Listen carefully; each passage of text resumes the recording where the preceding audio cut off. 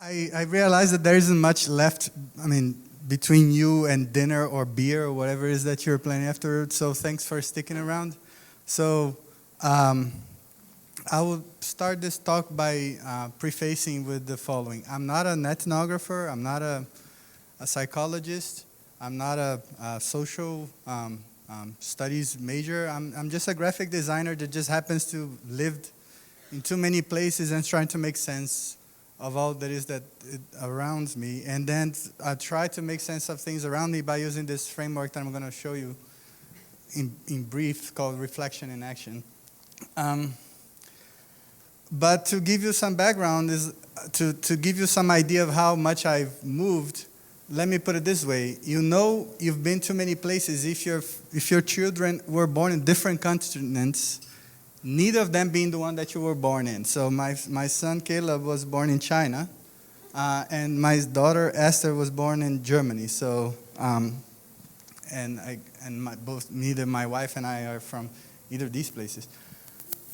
So it is exciting. I guess a lot of people in this audience probably relates to this in the sense of, let's say, being in different places, experiencing different cultures can be a very interesting, very exciting. You get to learn a lot. You get to be fooled a little bit. Like usually when you're in a different country, in a different culture, you get to try things that you usually don't in your own culture. You get to see some really amazing sights. For example, like the pit where Darth Vader threw Emperor Palpatine in the end of Return of the Jedi. I hope I didn't spoil anything, right? You all know that Darth Vader is Luke's father, right? You have to be prepared. Christmas is coming. You have to catch up, It's we travel around the world, you see amazing sights. For example, a giant Monopoly game in Mall of the Emirates, including a life-size Monopoly guy. I cannot tell you, I've been looking to buy one of those since that day. So when you are in different cultures, in different places, of course, you get to try amazing food. I haven't tried anything here in Poland yet, but I'm really looking forward for after this. So I promise I'll make this short. Some places, you get to see really interesting food, both in terms of taste, but also in terms of visuals. If you like pig, then you will love to eat some pig face in Beijing. But the one thing that triggered this whole reflection in action quest that I am was this one site here. If you know how to speak Chinese, please keep it to yourself what it means, because I'm gonna go back to this in the end. So if you're in a city like Shanghai where they build things and tear things down all the time, just to give you an idea of context, the city of Shanghai last year used more concrete than the whole United States construction business in the last year, just the one city of Shanghai. So that's how fast things get built and destroyed over there. So you're walking around cities, you see stores like this when you have big glass windows and everything. I don't know if you can see, there's a bit of a reflection game going on. Everything's torn down in the inside, and then you see this big, what I thought was an eye, right? And that's the thing about reflection. I guess it's like most of these audiences designers, right? So you know where this is coming from. Like, people look at things, and it's not just about what that thing is. It's more about like what is your background? What are some of your experiences prior to that encounter that you take in consideration, right? So to me, like, look at this eye, and then I'm thinking of this old, the Eye of the Beholder, Dungeons and Dragons kind of thing, because that's what I'm looking, like things destroyed and this really mysterious eyes. It's like, what does it mean? And because I don't understand, I cannot speak Chinese at that time. I don't know what it means. So like, then it triggered me this eager to understand the world somehow by just reflecting on my own experience instead of just, let's say, I could go and read about it, or I could get some, let's say, academic knowledge about it. But I was thinking more about, especially because coming from the kind of background that I came in, let's say reflection and action was a big part of my education. So I decided to take on that journey.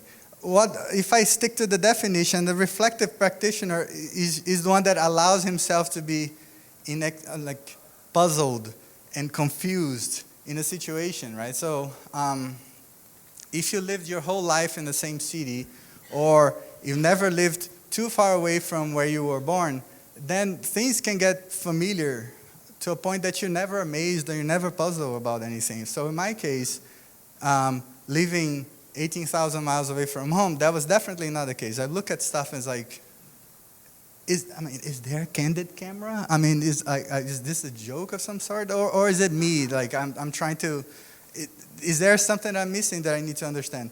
So I set on this journey that I need to reflect on things. I'm looking at things that put in front of me and try to contrast, let's say, yeah, I know what he says, but what does he mean? And like, what does it mean in relation to all the things I've seen before, right? So, and this is, by the way, just a little pause here on this in this presentation. Try to think about it every single time that you went to a museum and you saw a bunch of these. You know what I mean? It's like people, they are not really experiencing anything. They just like, they take a picture to prove that they were there and then move on, right?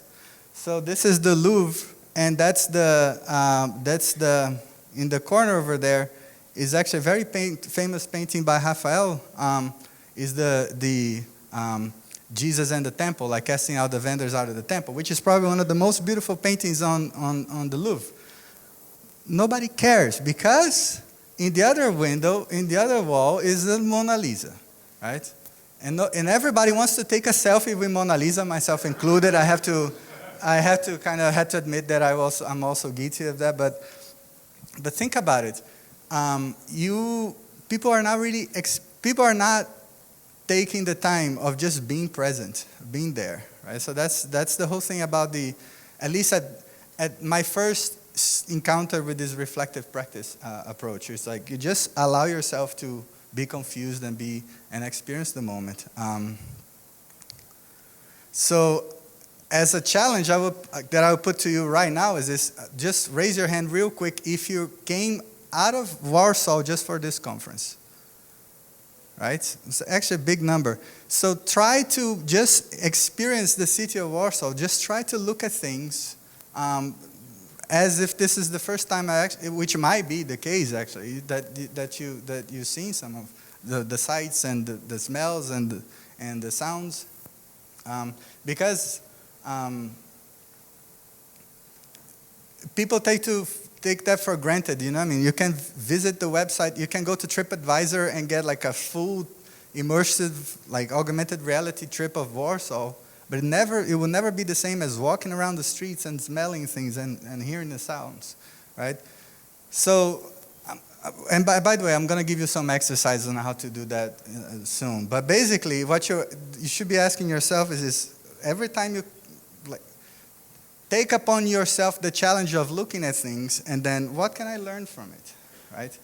We are doing this in our jobs all the time. As if you are a designer in this audience, you probably, like, this is no big deal. It's like, we're doing this, we are very good at doing this as like observing other people doing that. But we ourselves sometimes tend to forget that. It's like, oh yeah, learn from experiences what the users do. I just observe, I just make the analysis. You know what I mean? It's like, try to put yourself in a situation where you can actually question, like, what is that I'm seeing?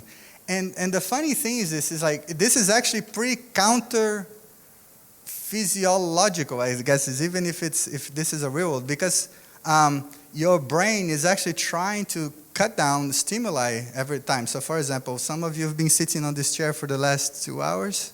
Right? Can you imagine if your brain's like, wow, this chair is very uncomfortable, and for 45 minutes you're receiving that stimulus, and it's like, oh my God, your brain at some point, it has to cut the stimuli coming from your butt, saying like, maybe, you know, it's like this chair is not as comfortable as it should. Of course, let's say there's also another mechanism on your brain that says, The moment that you might lose a leg because there's blood circulation cut, then it's probably time to stand up. So there will be, like, instead of cutting the stimuli, it's actually going to send more pain, right?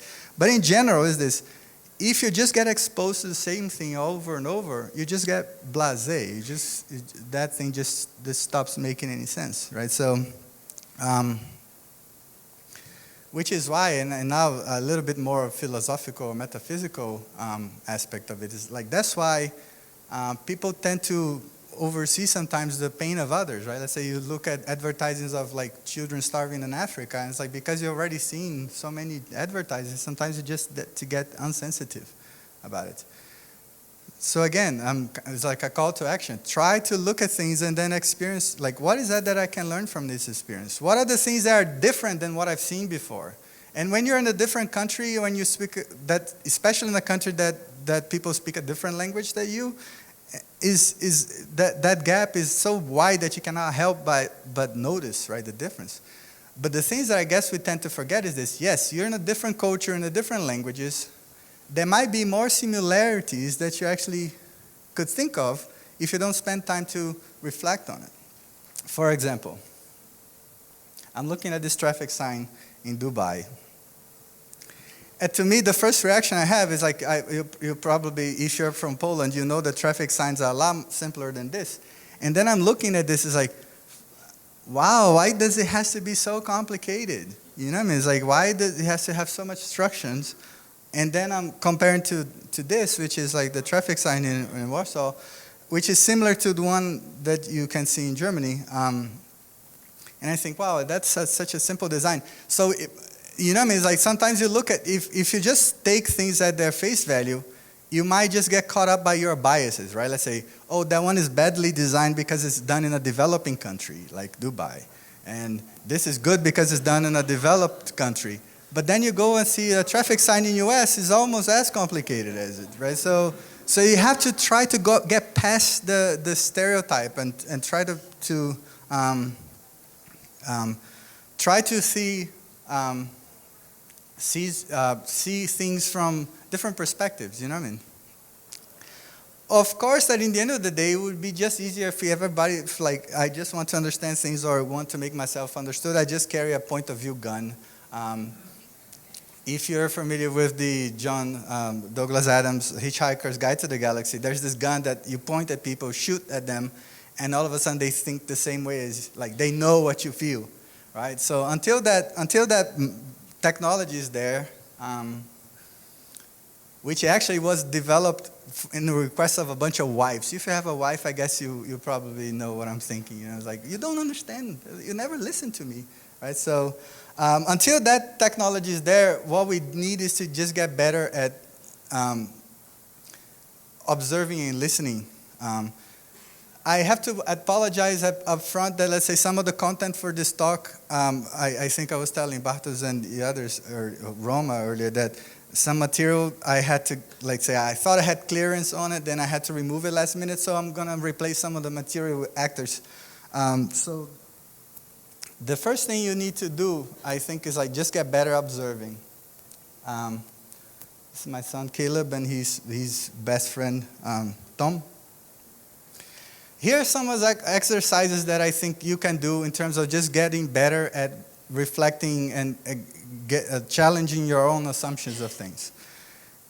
So regardless of where you go, regardless of what culture people come from, and this is a conversation I was having over drinks overnight, is this: if depending on where you live, you would have to go very, very far to go somewhere that people don't share at least some of the same background as you. So for example, I'm thinking of a country like Poland, very distant from Brazil, but we do share quite a lot of common cultural background. For example, both countries have some sort of Christianity, probably a lot of Catholic roots. Both countries have, let's say, were grounded in some sort of, let's say, Greek classical history. Both countries were shared some of the, let's say, European values because, let's say, well, guess what, Poland is in Europe, but let's say Brazil was colonized by European countries. So unless you go very, very far, start going like Middle East or Asia, then it's very hard to go somewhere that you do not have anything in common in terms of cultural background. But even in those places, there's quite a lot of things that, regardless of where you are, people will do it anyway, right? So now, if you're an ethnographer or if you're a user researcher, this part is going to bore you to death, but bear with me. I think that this is going to be a good exercise. So usually, everywhere I go, the first thing I try to observe is this: what and how people eat, right?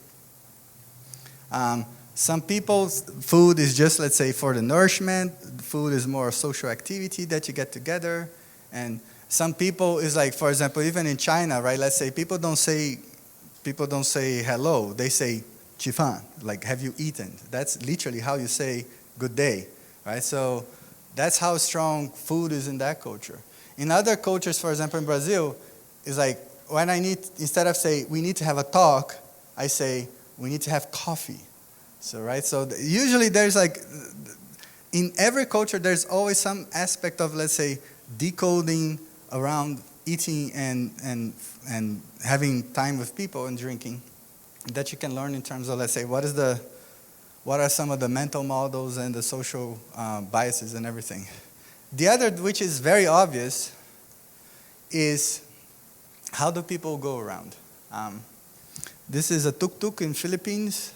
You actually ride in these things. It's not like, hey, let's do this touristy thing when you're in Philippines. No, it's like if you want to go around and you don't want to walk, you either take this or a motorcycle, right? So, but regardless, there's always ways. Let's say I try to take as much public transportation as possible everywhere I go, so I get to see. You know what I mean? So, for example, some places the public transportation is super structured. In other places, this is more loose. But there's always something that you can learn from it.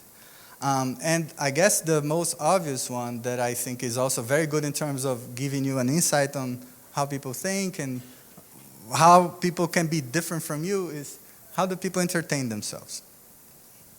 It's a medieval fest somewhere in Siegburg, I think.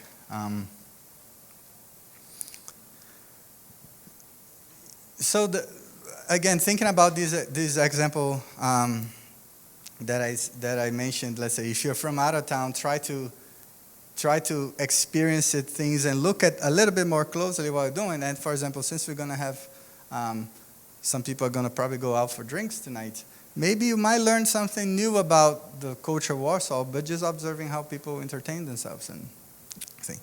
So what I did, I mean, thinking about some of these things, the last one that I think probably I'm not gonna put up a specific slide for it, but I'm gonna mention that I did a lot is this. Some of these activities involve like interacting with people. If you're just passing by and you don't want to bother people around, one thing that I've done a lot is also observe how people communicate. Not necessarily just by talking, but also, let's say, for example, how do, let's say, public furniture, visual communication in terms of signs work. So in my attempt to do this reflection in action, I did a lot of observation and trying to capture how do people communicate by signs. But just to make sure, I'm not talking about pure design fails. I'm talking about, let's say, literally try to observe legitimate signs that were supposed to mean something, but for some reason I find confusing. So what I did is, like, I set up a blog about 8 years ago when I tried to capture every sign, not necessarily failed, but signs that are probably legit signs that I just don't understand and have a conversation around it. So here's a couple examples that I hope that's gonna be illuminating. So the first one is what I called, this is a no-car bomb area. So if you are planning to do a suicide attack, please find the next allowed suicide bomb area. The other one is push the button to call the assistance of creepy tentacles. This was in a metro station in Shanghai, and I never really understood. It's like I see that button right below the sign, but I never understood what it did. Maybe it's fire, I don't know. This one, I called it, Don't Light Fires Under a Meteor Shower. And the funny thing is, like, that happened with that blog is I finally get to do in group what I was doing by myself, which is I'm reflecting these things, and people now start responding to the blog. So I remember one person that wrote back and says, or don't light fires under time portals, which I thought was actually pretty interesting too. But as you can see, now I'm using, let's say the blog actually ended up being like a tool for me to also connect to other people and also reflect with them together. So I remember the one that drew a lot of attention was this sign.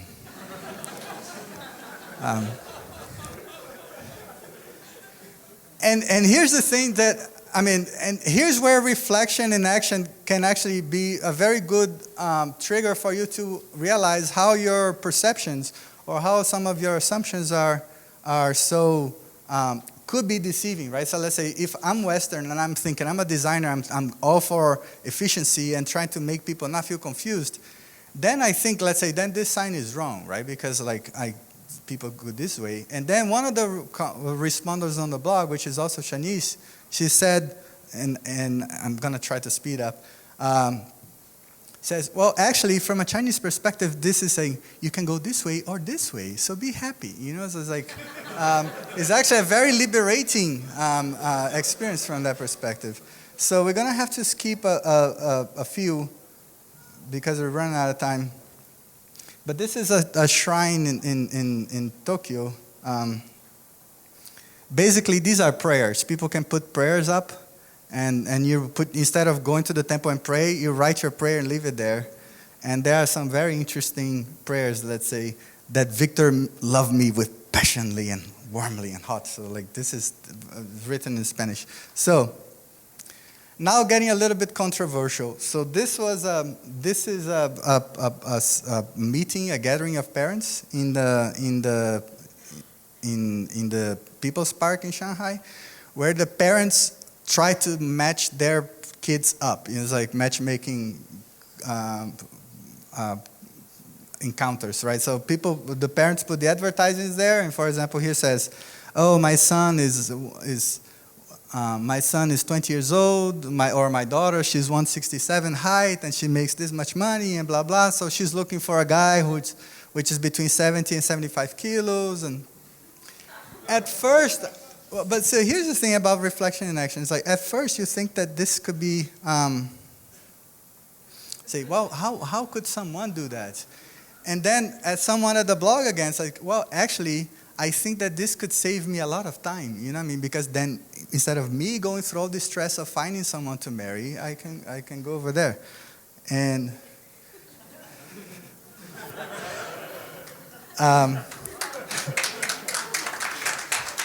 so and we're gonna have to cut this short. But this other one I think is also a little bit controversial. This is in the Dubai Mall. Middle of the presentation, I can see the numbers. Yeah, okay. So this is the Dubai Mall. There's this sign before you enter, respectable clothing. This is to me one of those golden opportunities to make you think about what are your assumptions. You know what I mean? So from your background, what does respectful clothing mean? Right, let's say, yeah, I'm a visitor in that country. What does respect, like what does it mean? Right? Let's say, how am I being respectful to other people? Right? And this is going to be the last slide because of time. I'm sorry. Yeah. I'm sorry, Itmar. So here's the thing that I would suggest in terms of reflection and action. Don't think when you're observing things, at least not yet, just record it, right? So you probably saw some of these pictures I took is like a crap phone camera back 8 years ago. Now with iPhone that you can capture like time lapses and everything, you can do much better.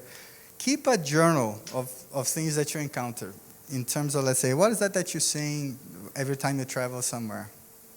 But most importantly, don't just stay at the recording level. Talk about it. Right? Let's say you've encountered something interesting. Share with your wife. Share with your kids when you get home. Share with your friends. And more importantly, make diagrams. And I guess I'm not going to have any time for questions, so you can always find me outside. Yeah, okay. Thank you.